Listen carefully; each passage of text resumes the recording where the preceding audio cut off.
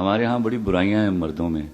घुंड चुकणगे कुड़ी दा तो पहला जुमला उनकी कहेंगे मेरी मां की इज्जत करी। क्यों भाई तेरी मां इस काबिल इज्जत नहीं हैगी? ये डिमांड क्यों करना पड़ रहा है आपको? अब नहीं करेगी वो, याद रखिएगा। अगर आप उस पर छोड़ देते तो वो इज्जत करती।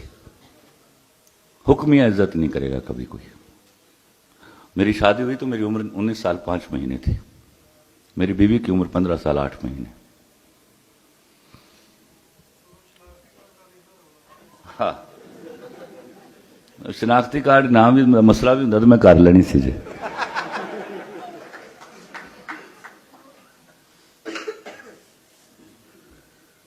मैंने उसको बिठाया और मैंने कहा, 2 बातें कही उससे।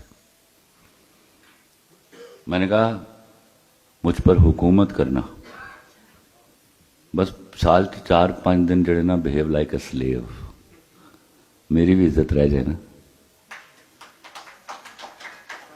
दूसरी बात उसको मैंने कही, और अल्लाह की कसम, मेरा अल्लाह इस बात का गवाह है, मैंने हुकूमत करवाई है उससे।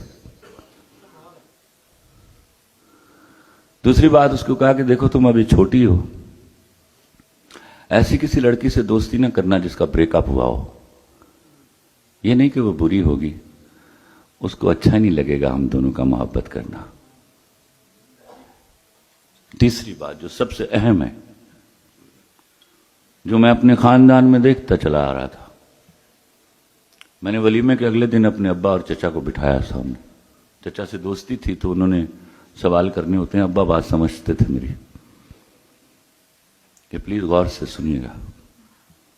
मैंने कहा अब्बा चचा, मेरी बीवी के सामने कोई ऊंची आवाज में बात नहीं करेगा। मेरे चचा ने सवाल किया। मैं कहा चचा नो क्वेश्चंस, मेरी बीवी के सामने कोई ऊंची आवाज में बात नहीं करेगा। इससे कोई गलती हो जाए मुझे बताइएगा, और मैं इंसाफ पसंद आदमी हूं, आप में से कोई उसको कुछ नहीं कहेगा। उसका नतीजा क्या हुआ? मेरे खानदान के बुजुर्गों से मेरी बीवी के आइडियल ताल्लुकात थे।